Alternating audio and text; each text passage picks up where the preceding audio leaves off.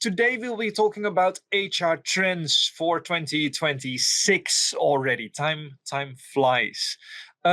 Today we'll be speaking about what is impacting our world. We'll take a little bit of an outside-in look and look at what is happening in the world outside of HR.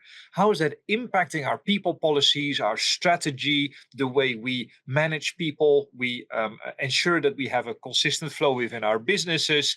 What does that mean for HR? And we've bucketed that into 5 priorities with 11 trends.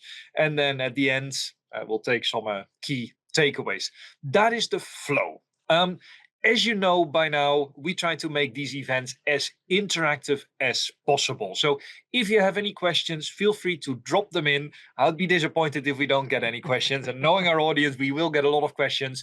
Just drop them in whenever there's a trend that's relevant to your question or something pops up. Just drop them in. We might pick quite a few as we go, and we might reserve a couple of them later, kind of depending on the topic. So don't hesitate. Just jump in and ask your questions. With that, I'm Erik van Vulpen. I'm one of the 2 founders of the Academy to Innovate HR. Been doing this for 9 years and still very much loving this. And I've been doing it for the past 5 years, 6 years? 4 and a bit. 4 and a bit, almost 5, with the fantastic Dieter Veldsman, who is sitting right next to me. I can stick out my hands. Dieter, can you maybe give a brief introduction? People know you already. Fantastic. Thanks so much, Erik. And good day, everyone, regardless of where you are joining us from. We're so pleased to have you with us. My name is Dr. Dieter Veldsman, so I'm the Chief HR Scientist at AIHR. I lead the Advisory and Insights Lab, and a lot of what we will be talking about today is really some of the insights that we've gathered over the last year or so, and that helps us to look a little bit forward into the horizon around what do we think is happening in the world of HR, and more importantly, how do we prepare ourselves for what is to come. It is a very exciting time in HR, but we do know that there's a lot of things on the horizon that we do need to be prepared for, and there's quite some uncertainty and fluctuation. So quite looking forward to us to guiding that conversation. So maybe I can kickstart us there, Erik, before going back and deep diving into the critical priorities. And this is a question we get quite frequently. Right? I think there's sometimes a misconception when we think about these trend presentations. It's not me and you that go and sit in a dark room somewhere and then, after a couple of hours come out with what the trends actually are for the year to come. But we do a lot of continuous research to try and understand what are the key challenges that we as HR professionals are dealing with in organizations. So we spend quite a lot of time. I think we're in the privileged position to have more than 1,000 clients, more than 200 countries. So we ask the question there around what is on your radar, what is keeping you awake at night, as well as then continuous data collection mechanisms that we utilize throughout the course of the year to better understand the topics that matter to us, like HR skills, what's happening in the macro environment. And then we also keep an eye on what are other people talking about and what is starting to happen. So we make sure that the trends that we present and the priorities that we identify is really as practical and as action focused and as oriented as possible. So we'll be sharing a little bit, as Erik has already mentioned. There is also the report available that you can find in the community afterwards, as well as an excellent article that some of our colleagues also wrote about the 11 trends. But for today, we are going to work through what are the critical priorities and what are the trends that is on the horizon there as well. So, Erik, what is the first priority that we need to think about? And maybe let's give us first a bit of an overview on the story of what story are we seeing on the horizon in terms of the priorities for next year. Today, we'll be covering 5 priorities. The first priority being HR co-leading the organizational AI transformation. The second priority that we'll be speaking about is reinvesting AI capacity gains into growth or into other things. We'll be discussing that trend. The third priority is from headcount to skill count, where we re-examine roles, responsibilities, and processes. The fourth priority is redesign HR for cross-functional work. And the fifth priority is building AI fluency as a core HR capability. Over the next hour or so, we will be addressing each of these priorities, talk about them for about 5 to 10 minutes each. And of course, as I said, if you have any questions, feel free to just drop them in, whether it's related to the trend or unrelated, just drop them in and we'll be here to answer them. So let's zoom in on that first priority, which is co-leading the organizational AI transformation. And Dieter, I want to start with a story. Yeah. Because in the past 2 weeks, I think I've done 10 different events related to AI. And 2 days ago, I was actually at an in-person event, and I was talking to this fantastic lady that I had known for a long time, actually. And she was telling me that she was working for this large multinational organization, around 20,000 employees. And she was in the global team, and she said, well, I'm in this tricky situation where I'm sitting in a meeting with IT, with legal, a couple of representatives of HR, including myself, and we're talking about how robots and AI agents and people should collaborate and what that means for the skills that we need as an organization over the next 10 years. So which skills do we need to build? And she says, Erik, no one knows what they're talking about, including myself. And for me, that is really telling about this first priority. We are looking, or HR is being looked at to co-lead the organizational AI transformation, because we know that a big part of AI success sits in skill development, sits in understanding people, processes, and recrafting jobs.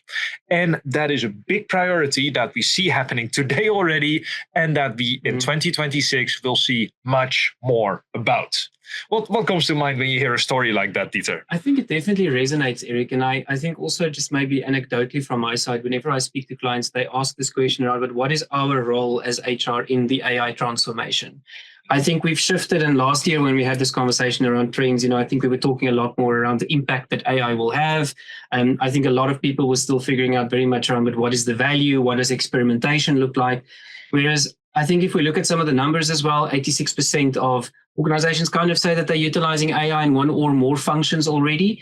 And I think what resonates with the story is that very much, I think we are struggling that piece around how do we convert what our role is into action, and what should we be doing as HR in the room with all these other different stakeholders, because we do know that success is going to be dependent on cross-functional collaboration, because AI doesn't work vertically, it works horizontally. And I think that's one of the key things that really resonates with me, about what you've mentioned.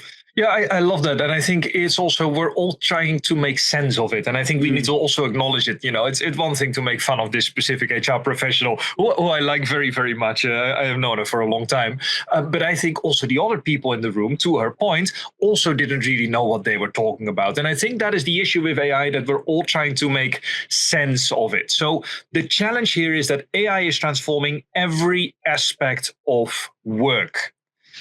But still, a lot of organizations are treating it as a project. It's something that we implement and then it's done. And, we have a success criterion and we see whether it meets those criteria.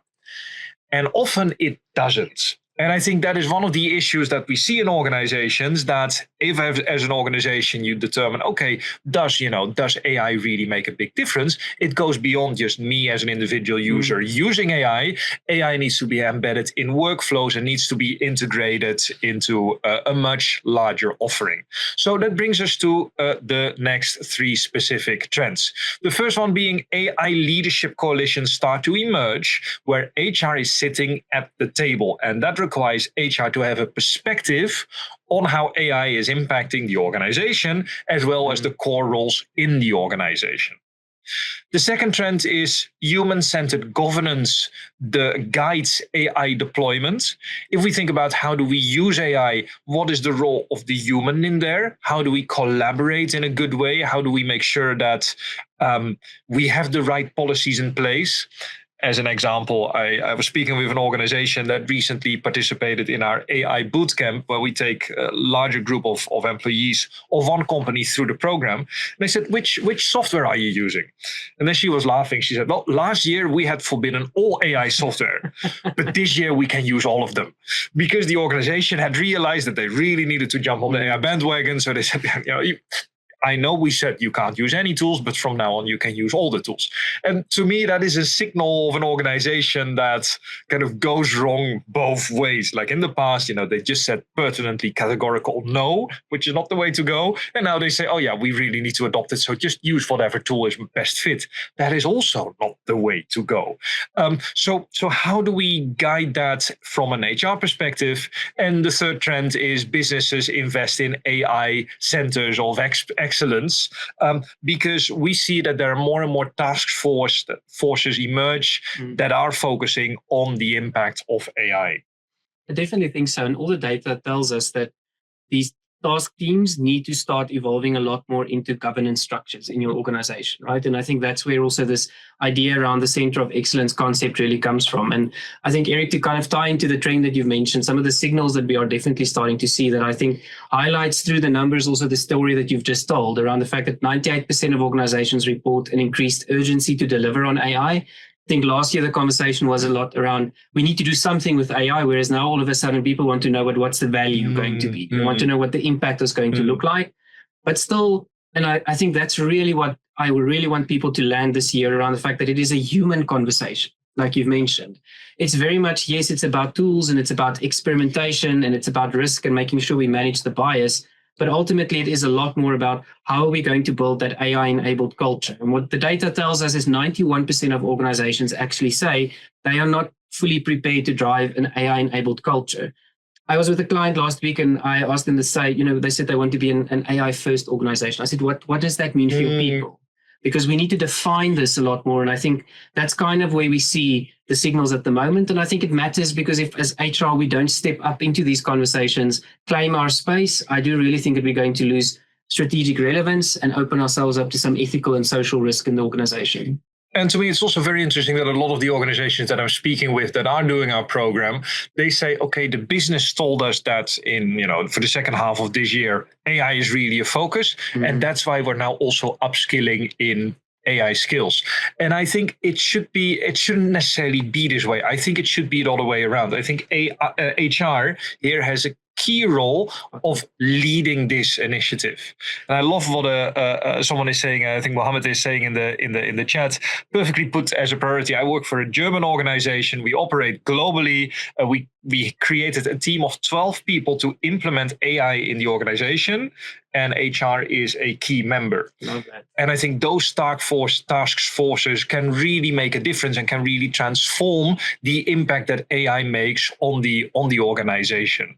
So I think the big question then, Erik, is what do we do about this, right? So what is the action that we need to take as HR professionals? And there's a couple of things we see on the horizon. We'd love your thoughts on them as well. I think we've kind of spoken about the first one around being involved in these task forces, centers of excellence. As I've said before, step up there. I worry when I hear people say it's an IT conversation and HR just contributes. I think we've got a much stronger role to play there. The second one for me, and I mean, you're going to tease me about this because I think everything is always an org design challenge, but I think it is around how do we utilize our knowledge around human impact in the AI transformation? How do we think about jobs differently, tasks, the skills to really understand what the potential impact is going to be? And let's set and socialize those guardrails. I think it's so important that we actually utilize the process. And there's something I'm hearing a lot more at the moment around we need to own the narrative around AI in the organization as the HR team to make sure that we actually lead the change and build trust. Something we'll talk about slightly later, one of the other trends, but we know that there is still some fear out there around what is actually going to be the human impact of AI. And we've got a critical key role to play there. And to lead change as well. And there's this beautiful graph that I've recently wrote about on LinkedIn, that the organizations that report the highest change readiness are also, if you compare them, those that are poor versus those who rate themselves as excellent on change readiness, they see a 700% increase in the impact that change is making. And for me, that's the big question of, okay, how ready are we to start changing? Because we are in an AI transformation. 2026 is the year where it will, I think this year we're already seeing some impact, but I really believe that next year we'll see much more impact. Are we ready for the change? And I think HR plays a key role in getting ready for that change. And I think that leads us to our first poll. We would love to hear from you around how ready do you think your HR function is to actively co-lead AI transformation in your organization? Are you at the moment not at all involved? So it's something that you see happening outside of HR. Are you somewhat involved, heavily involved, or are you actually leading the charge pertaining to what's currently happening? So we'd love to hear your thoughts there on the polls, if we could launch that. What do you think is the verdict going to be? If I say it now, then I'll probably spoil it. I don't want to influence anyone. I think for me, the reality is organizations are slightly at different stages, right? And I think it is an important thing for us to also say, now, we ask this question not from a place of judgment at all, but also from a place, I think, of understanding that people are at different places. But it is important to kind of start gaining that momentum if you're not yet in that heavily involved or leading the charge type of area. And I think it also speaks a little bit about what are the core capabilities that we have within our HR departments. Because I have seen HR departments that are really leading the charge on people analytics, on data, and on IT as well. And I do see that those organizations are much better equipped for HR to lead the charge versus organizations that have underinvested in people analytics capabilities and HR IT capabilities. So I'm very curious what comes out of the poll. Let's see what the results tell us. So quite a spread, right? So I think quite a lot of people still saying not involved or somewhat involved there. And then I think a slightly lower percentage starting to shift a bit more towards the heavily involved and leading the charge. I think that just for us is a trigger on the horizon, a flag to say, this is something we do need to get stuck into 2026. So make sure that those actions that we've listed is something that pops up on you, and we prioritize this around what our role is going to be with regards to AI in the future.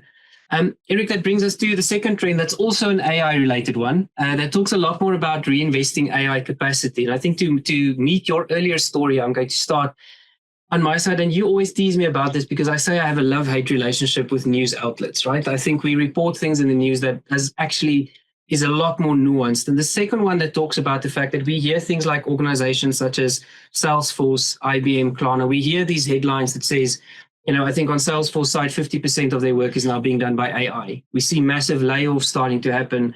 IBM did the same with one of their big projects there as well. But what we actually find here is that the AI capacity that we gain, we know one of the big promises of AI is around productivity and time saving.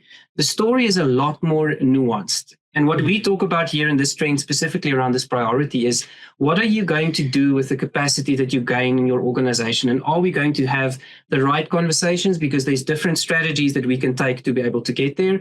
But if we do not talk about this, I think we are starting to spread a pretty false narrative that AI is out there to steal your job, which I don't believe is the reality. I think, yes, AI will replace some tasks and activities. In some instances, the impact will be a lot higher. But in this particular priority, we're talking a lot more about what do we actually do with this reinvestment that we need to make? Because it's not something that's just naturally, if we don't do anything with it, it will shape itself. And I think in this trend, we're starting to see a couple of things starting to happen. The first trend here is really around the capacity that we gain, and we're starting to see some significant numbers in terms of the time being saved, as well as some productivity gains. What do you do with that in the organization? There's a very first knee-jerk type of reaction that a lot of organizations have around, it's all about cost savings. We can do the same amount of work or potentially even more with what we have now. Whereas other organizations are taking this approach a lot more in terms of saying, but we are actually reinvesting into the future. We want our human beings to do something different. But that's also leading then towards trend number 5, which is the reality that there is techno stress on the rise. Mm-hmm. And something that on the HR agenda we have to put for 2026 is the well-being of our people, owning the narrative around AI, and also the fear of being obsolete. How do we help people see around what the reskilling is going to look like and how we are able to get them there? But would love to hear your thoughts on this particular priority, James. I know that FOMO word is not your favorite word. I heard you say in a recent event, Dieter. What I find very fascinating, and it's a question that was asked in the chat and given a thumbs up from Aga, saying, what is the risk of treating AI as a magic solution rather than a tool that requires thoughtful oversight in, for example, hiring and management? And I think that's very relevant in the context of these trends, Dieter. I think so, right? And what we've already started to see, and I'll let the cat out of the bag a little bit here. We see something that we are referring to as AI regret. So some organizations making the decision around replacing roles with AI and then later on having to go back and kind of say, but hang on, news for some, but actually people are more than just the skills that's on paper. And I think AI is not the magic solution. I think it's an incredible solution, but it's not the magic solution or the silver bullet that's going to fix absolutely everything. I think there's 2 risks that we run there. The one is we don't properly think through what the actual work now needs to look like and what is human being responsibility, what is AI responsibility. And on the other side, I think if we're not intentional about this, and we've seen this time and time and time again with technological progress, right? We get to this point where we go through this expectation cycle of what we think it's going to do. It disappoints us, and then we land somewhere in the middle. And I hope that doesn't happen with AI. But I do think then it requires a lot more education and a lot more considered, intentional understanding of its impact. 100%. And I think it also has to do with where the technology is at the moment, because on the one hand, there's a lot of hype around it. At the same time, it's in a very immature stage. It's very hard to leverage AI and have a very reliably high quality outcome. There's still a lot of ifs, buts, and contingencies that we're just not that sure of.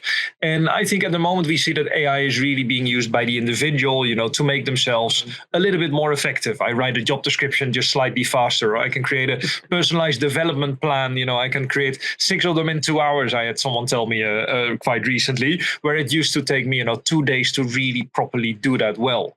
And I think that is really me as an individual, how I use an artificial intelligence. What I think will become very interesting, and I expect to see more of that in 26, is to what degree can we use these tools in our end-to-end processes? To what degree do they integrate with some of our HR technology? To what degree do they integrate in our processes? So it's not just an individual supported by a tool, but it's a tool taking over 1 or 2 tasks. And I think that brings us to the discussion of, okay, what does that then do in, the skills? How do we reinvest some of that additional capacity? Because at the moment it's just an individual who's slightly faster. I think in the future we will get larger wins also on a departmental and on an organizational level, where today we don't really see AI make a translation and start to move business level KPIs. I think so, and I think to kind of put that into context a little bit with the signals that we are also seeing, and I think you're spot on about that. That at the moment it's been very much around individual time saving, right, productivity, and I think this description of AI being a companion to me. Whereas I think in the next year it will shift. I think especially with agentic AI developments, it will shift a lot more towards that colleague level, that process level, that practice and efficiency level. As I've mentioned, just some of the signals around this trend that we are looking at here is to say, what does the real value look like? What do the AI shifts in work look like? It's not just about time saved, and we need to have a bigger conversation there. And then definitely there are the cultural and psychological implications.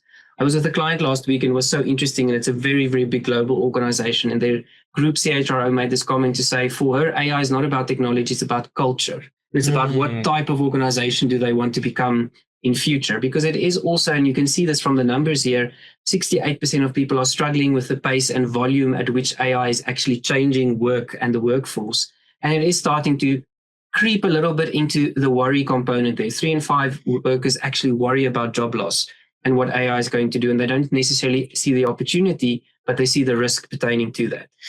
Yeah, and I think that also begs the question, like, how do we then reinvest some of that time that we potentially save? What are we going to do with those 122 hours? How do we reinvest them? And we see 3 scenarios how that can pan out. The first is what I refer to as capacity extraction. We see value and we take that value away. So if there's now work that we used to do with 20 people and now we do it with 18 people, we extract those people from the process and we operate at a more efficient level. That is kind of the downsizing scenario.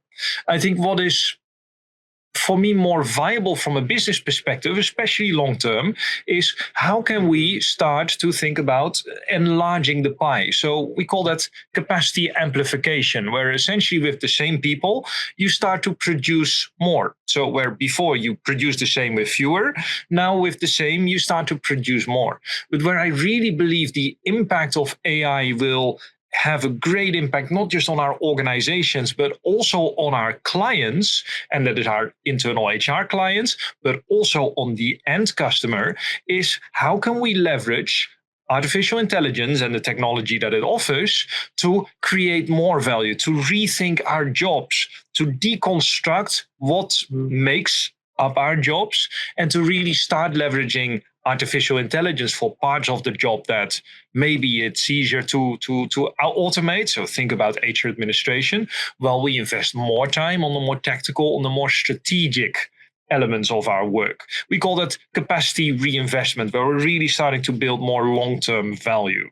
I think a quick example of that is there's 2 organizations, and you can find more detail about this in the report, that's already kind of made the decision to rather reinvest the capacity, right? So there's a Belgian telco organization that said, we know AI is going to disrupt our workforce. We give people kind of 12 months to transition into some of these newer roles that we know is geared for the future. And I think there's some interesting things that organizations like IKEA, for example, is also doing there around reskilling and almost utilizing, and they play somewhere in the amplification and reinvestment space as part of that. Before we move to the next one here, I do want to also stress the fact that I understand and realize that a lot of organizations might be caught up in the capacity extraction component. I think for us as HR, there's still something there around how do we treat the workforce there with dignity when there's difficult conversations that is being made as part of that. But I think to take away from this one for me is around decide what you're going to do with the capacity. Don't let that just automatically happen. Have an intentional conversation with your leaders around that. Erik, our third priority, what does headcount to skill count mean? That is moving, from headcount to skill count. And that is really thinking about how does AI impact our roles and our processes. For me, what really stood out is that about 5-6 weeks ago, there was this publication by MIT about the business impact of AI. And it was a flagship publication, and I think it had some impact on the stock market, or at least there were quite some big news articles with strong headlines saying, okay, AI is not making the impact that we thought it would make, because what we're seeing is that AI adoption goes up. There's a lot of pilot projects related to AI, but then actual implementation and successful pilots, those are very few and far in between. And in the report, they dive into why is that, and they highlight a couple of key elements. And one of them is the lack of AI skills in our organization. The other is the lack of embedding of AI within our processes. And that's the example that I gave earlier. Me as an individual, I'm a little bit more effective and, with an AI. However, within my HR organization, HR is not really making much of an impact beyond the individual being slightly more effective. And that is where that MIT report says this is where we can find the biggest win. And that requires us to rethink what roles look like, what skills look like, and how we can leverage the strong parts of the priority and of the technology in order to really build impact. And the challenge here is that the workforce is a fluid ecosystem. We have different types of employees, and soon we'll also have AI agents and robots within our processes. So what does that mean for how we manage people, how we look at jobs, and how we move beyond jobs towards roles and towards skills as well? So hence from headcount to skill count. We also see in that our seventh trend that leadership is also radically changing while management is shrinking. And my favorite example there is a large study that was done at GitHub, a large code base, and they have a lot of teams working on open source software. You think open source software, I'm in HR, why is that interesting? Well, open source software, essentially 80-90% of the internet and of all our technology runs on open source software. So these people in their free time are building tremendous value. And they implemented an AI, this was around 23, and everyone all of a sudden had access to a very powerful colleague, essentially, who could help them with their work. And what was very interesting to me is that we saw that first of all, people were more productive. So they were able to do more, write more code of the same quality in fewer time. At the same time, they had fewer questions for their managers within the project. So the managerial scope went down because I have an AI, I have a simple question, I can ask the AI before I bother my manager. So you saw that management and the time spent on managerial activities also went down. Yep. So that raises the question of to what degree does AI really impact leadership and management? The final conclusion from the study was also that the scope of teams went down. So you had smaller teams with individuals who were more productive and who reinvested, and that goes back to the previous priority, who reinvested that excess time in exploring new tools and learning new skills. And I think that is a very hopeful narrative where we see individuals that are more productive, but at the same time better able to express themselves and develop themselves. And I think the signals that we are seeing related to this trend is very much around, you've already spoken about from jobs to skills. We know the skills-based movement of the past couple of years have definitely been gaining traction. It was also one of the trends that we spoke about a year or two ago. What I think is really important now in this AI era is that to really leverage that, we have to think differently about job design that you've spoken about. And structural rigidity, what that just means is if we are not flexible enough to start leveraging where these opportunities are, we are going to see that organizations do not leverage. And I think that MIT report quoted something like 95% of projects don't see the value that was intended. So I think that there's an interesting component there for us to think slightly differently about how we set up work. You've spoken about the great flattening. I think it's really interesting to see. And there's another study that came out that spoke about the fact that the number of middle management, they estimate just in the last year has gone down by 6%, which I think is quite interesting. We are possibly also seeing, and I know this is a little bit scary and sounds like a science fiction movie, but we are possibly seeing the last generation of managers and leaders that will be looking after teams that are only humans. And I'd like that to sink in a bit because that demands a very different skill set that we need to grow in terms of what oversight and management actually looks like. And I think that's going to be really interesting to see. And we know hierarchies are starting to flatten. And that also just means that we are structuring teams in a very, very different way. So what I want you to take out of this particular trend is that we have to think differently around how AI is disrupting management, leadership, and jobs. And there's a couple of actions here that I think we do need to take, Erik, in terms of moving this one forward. And the first of those actions is not really looking at, from an organizational design perspective, not necessarily looking at jobs anymore, but what are the skills that are sitting behind these jobs? Because imagine that future manager that is managing people and robots. What is then the level of analysis at which you look at work? You look at it from a skills perspective. You look, okay, these are specific skills and tasks that can be done by a robot, by an AI agent. These are the tasks that I would much rather have a computer do. So, if you say you have a doctor, for example, would I want the robot to tell the diagnosis to the patient? You say, no, I'd rather have the doctor do it.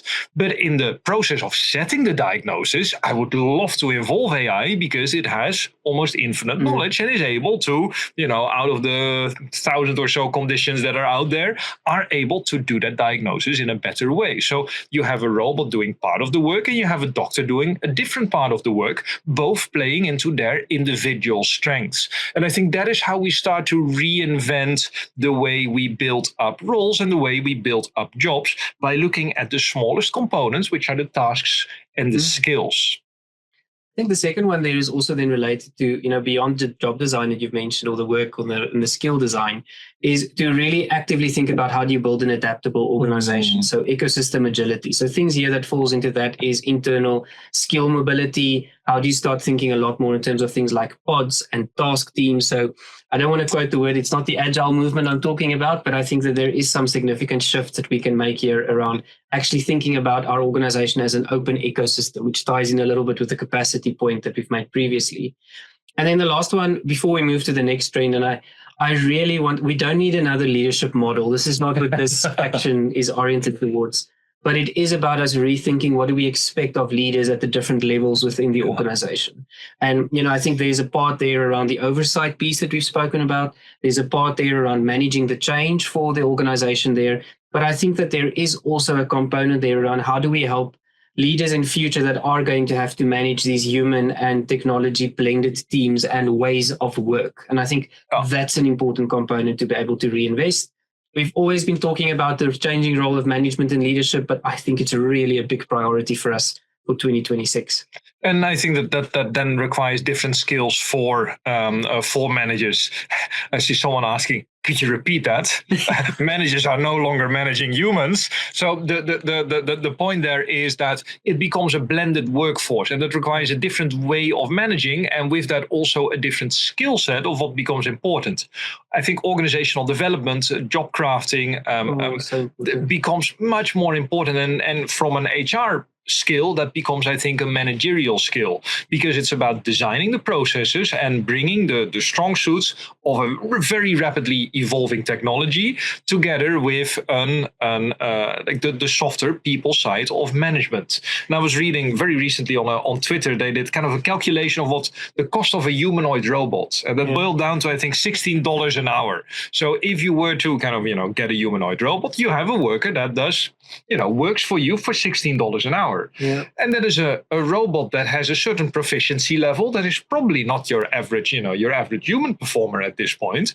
But for which tasks do you put that $16 an hour humanoid robot at work, and for which tasks do you put an actual human at work? And these become really real conversations. They won't happen overnight, but in half a year, in a year, we might have to really think about how do we build those skills and how do we prepare our managers for that kind of future. Yeah, and I think to make it practical, right? If you think about leadership competency models at the moment, we think about things like how do I inspire action? How do I coach others? How do I resolve conflict?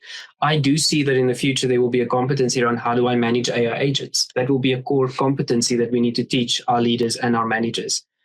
I think it brings us then to the fourth priority, which then starts coming a little bit closer to work, because I want you to take out of the first three that these are things that's happening in the broader organization, but it also then means that ourselves as HR, we need to start working very, very differently.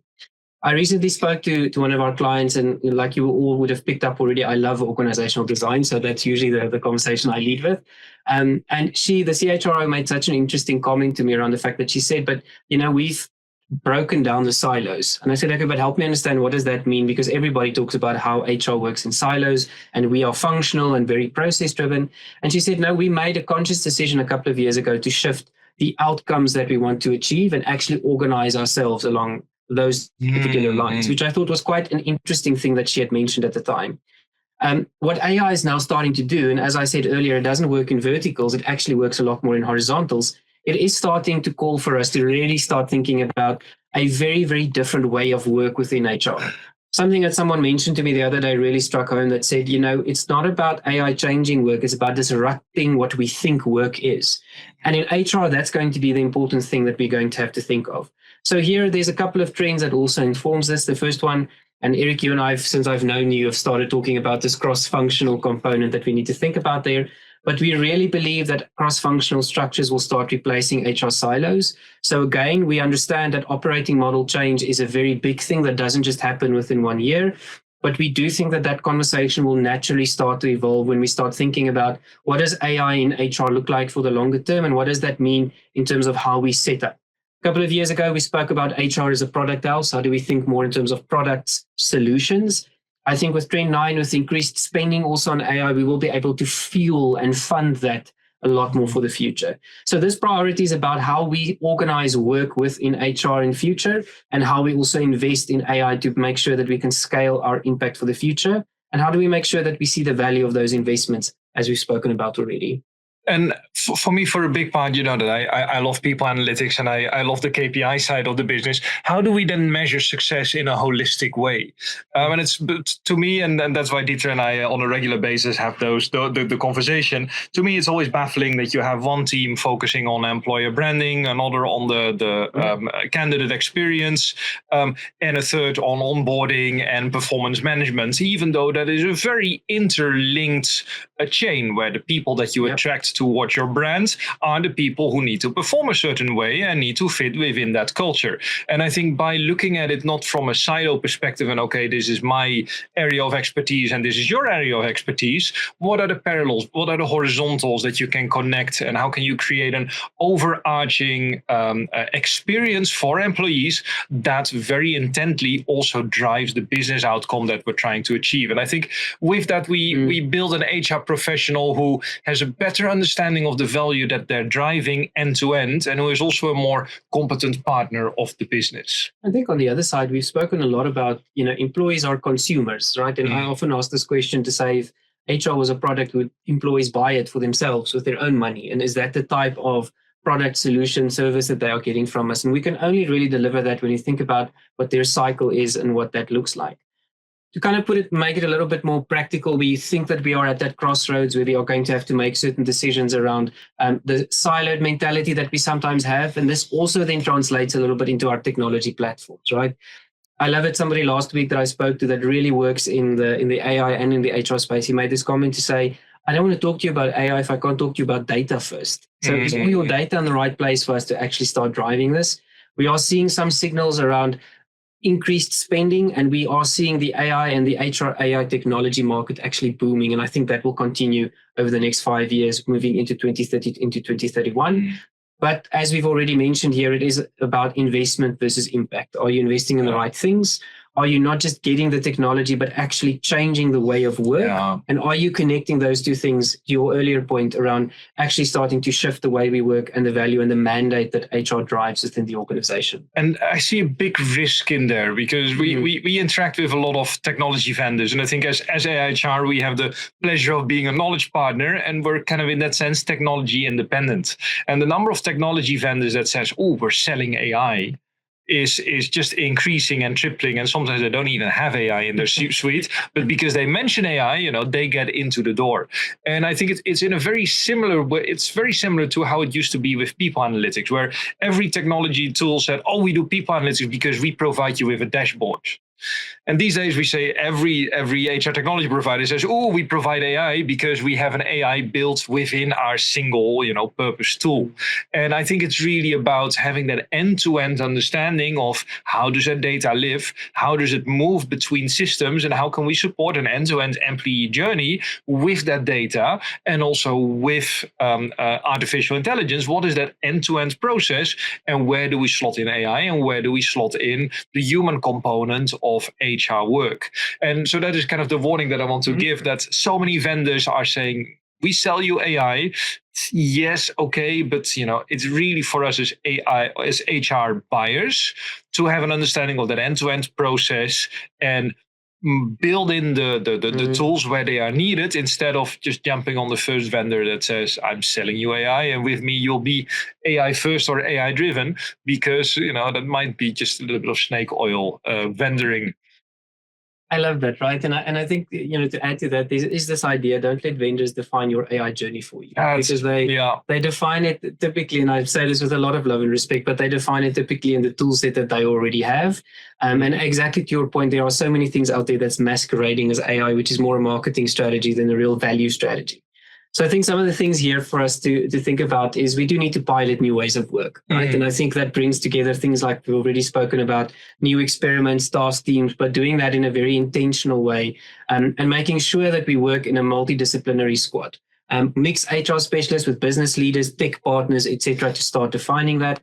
We think that there's a step up to make in terms of becoming strategic workforce partners, which we won't go into the detail too much today, but there's an article that Erik and I wrote that will come out pretty soon about that talks just about how we see the role of the HR BP also being very much redefined in this new way of work that we think is on the horizon with AI in HR.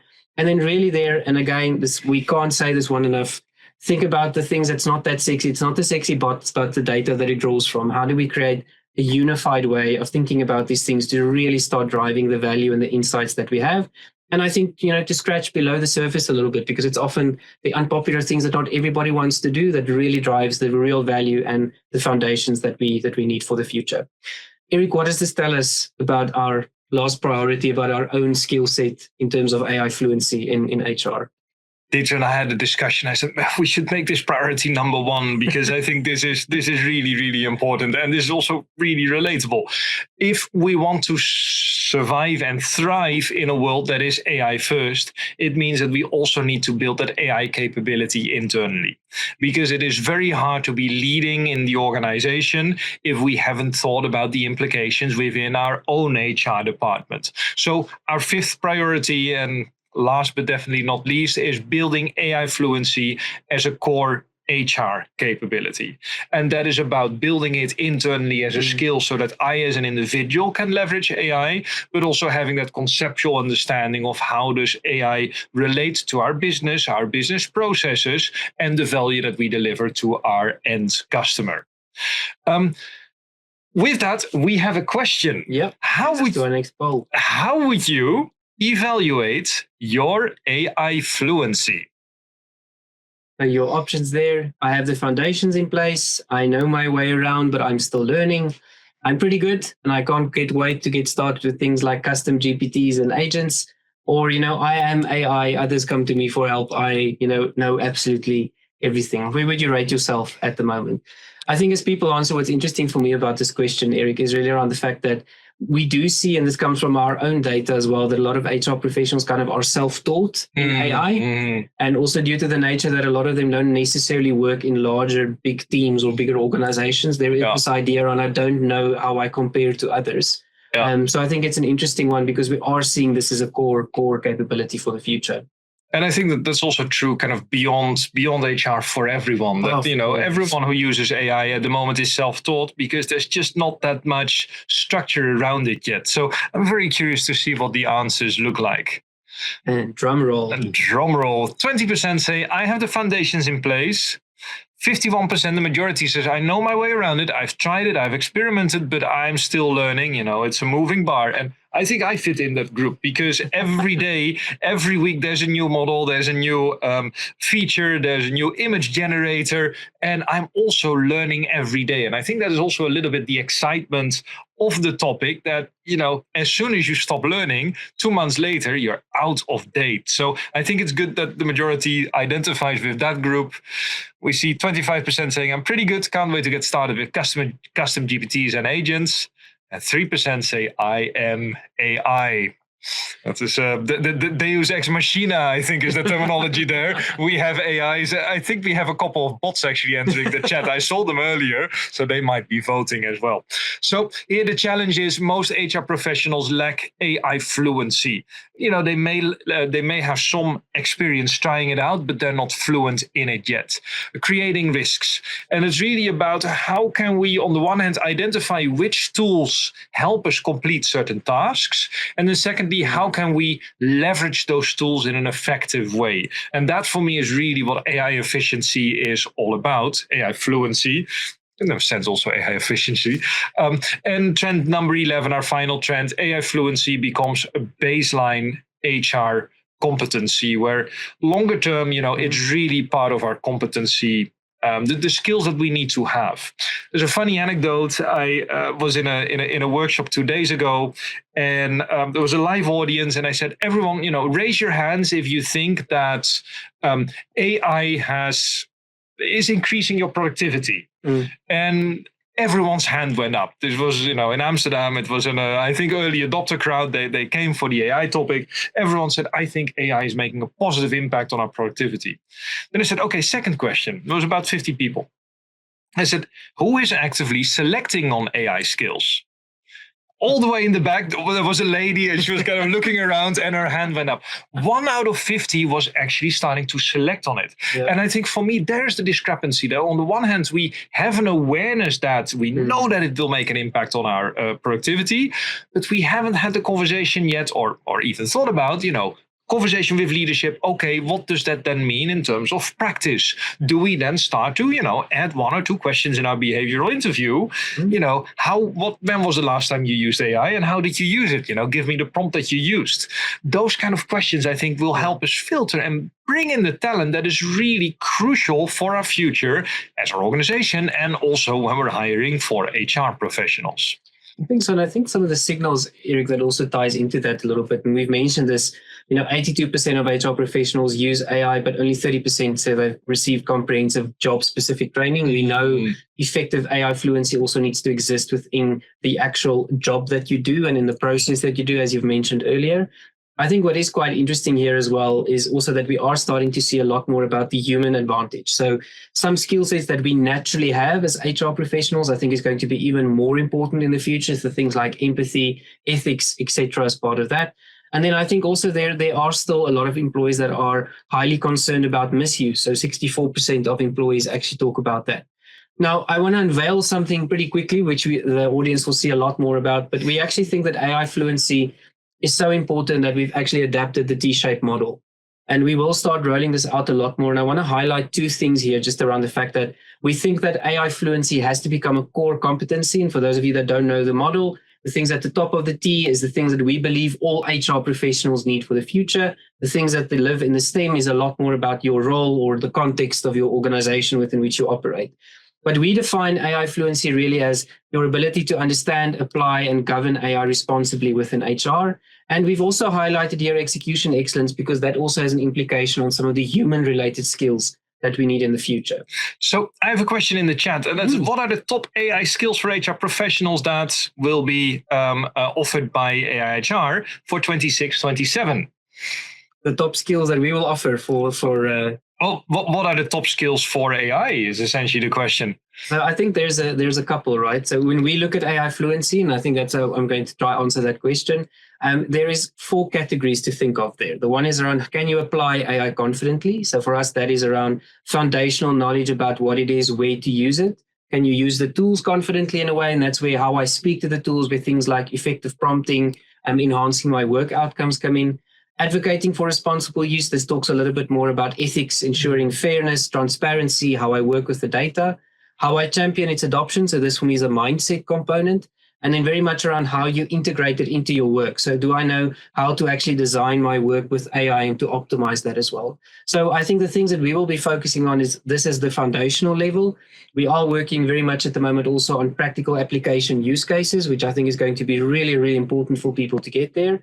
And as well as I think one of the critical things is how do you spot where to apply it and how do I know how to apply it and start really building that fluency. And we call it fluency because it's like learning a language. If you think about learning a foreign language, I won't treat you to a version of my version of Dutch.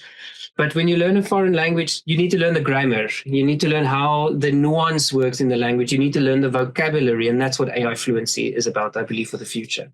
Maybe this is a good point to go to the next and the final poll that I think is in 2 slides. Is which of these priorities are the most important for your organization? We've spoken about 5 priorities: co-leading organizational AI transformation, reinvesting AI capacity, redesigning HR for cross-functional work, from headcount to skills count, rethinking work, roles and leadership, or finally build AI fluency as a core HR capability. Be very, very curious where kind of we see the majority. Do you have a prediction, Dieter? I think personally, I would put money on, I think the first one around AI transformation or the last one in terms of building AI fluency. And it's got nothing to do with the recency thing. I think it's got a lot more to do that. I think it's close to home in terms of what people need to be able to do. I bet on AI fluency. Let's see what the answer is. Feels like there should be like a little drum roll. Yeah, there should be. And there should be a prize. We have a tie with 31 versus 31% on the one hand from headcount to skill count. How do we really start to rethink work, roles, and leadership as a key challenge? So I think we should have more organizational design and development OD events, Dieter. And the same number is saying building AI fluency as a core HR capability. And I love that because it plays on 2 levels. The one is, okay, as an individual, as a team, we need to have the skills to apply this well. But within the organization, we really need to think about how do we structure this in a better way so we are future-proof and we create the impact that we want to create. No, I definitely think so. And let me summarize a couple of key takeaways for us, right? And then we can open up and answer some of the open questions. For me, there's 4 things that's really important that I would love you to take out of today in terms of how to get started. The first one is lead with courage in uncertainty. We have an important part to play as HR, and it is our role really there to not only change and transform ourselves, but to guide our organizations through this transformation. And that is about the COEs in which we form part of. It is about the discussions that we drive, how we help them think differently about how we are disrupting and designing work for the future. I think the second one there is we have to humanize the AI revolution. We are falling into the trap that it's all about the tech and less so about the human beings that sit on the other side. I spoke at a conference last week and I made the comment, I think in an unpopular way, where I said, for some people, it's pretty inconvenient that skills still come wrapped up in human beings and not in AI. But it is a reality around the fact that it's real people doing real work and real jobs. And we need to really guide that conversation around not leaving people behind or transitioning people in a responsible way whilst keeping in mind the benefit for the business. We have to build adaptable organizations. Organizations are going to become and be stress tested a lot in 2026. We have to help them make sure that the way that we design them helps them flex with change, enable resilience and speed. Last year, we spoke a lot about things like anti-fragility. We spoke about organizations that are geared for what's to come in the future. And then really the last one there is, and I cannot stress this one enough, redefine leadership to drive impact. I think our role there is so important because I think there's never been a more difficult time and a complex time to be a leader. I think it's important that we play that coaching, guiding role when the whole organization is changing, the skill set is changing, and the expectation is changing. I've said this before. I think the root cause of all good and all evil in most organizations really come from the fact that we what we do with leadership and how we equip and enable the maturity of our leaders in the organization.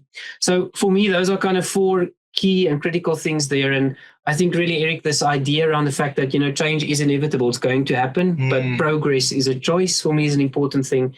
And I think we have to make really a decision around what our role is going to be. And I firmly believe we're at a crossroad. Said that before, but I really think we're there now, that if we are able to really guide our organizations, we are going to craft a much better future in terms of what work looks like for individuals and for society and for organizations. And I think that's exciting if we keep an eye on the trends. So let's dive into that, because I have Monica here in the Q&A box, and they say, we see some pioneering companies like Moderna merging HR and IT leadership under one umbrella to drive digital transformation more effectively.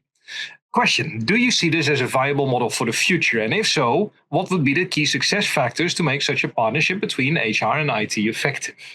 It's an interesting one that you and I have debated quite a lot as well, right? In terms of what does that move look like? So from my perspective, I think that there will be much closer collaboration. I think the mandate, and when we say HR and IT is being merged, I think we also need to talk a lot more about a changing mandate that will exist there, right? It's not like HR is falling away and sitting under IT. That was also not what happened in the Moderna case.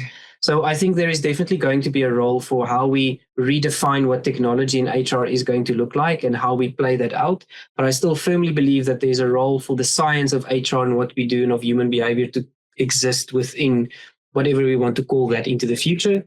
I don't necessarily think it will blend in completely into one thing. I think it will be much closer integrated than what it is today, but I would love your view on that as well. No, 100% what I said earlier. I think IT and people, analytics and data and orchestration, as we call it in the article that's coming up in a couple of weeks, is really focused on that is a core competency that needs to become part of HR. The most successful organizations in managing this AI transformation so far are the ones with very well-developed technology, HR technology, mature HR data, and where that orchestration and bringing in agents and partial automations are just part of the skills that they already have within HR. Those are the organizations that are most effective and most successful. I don't think that will lead to a full blend of HR and IT, but I do think that HR gets a lot better at IT in order to perform well.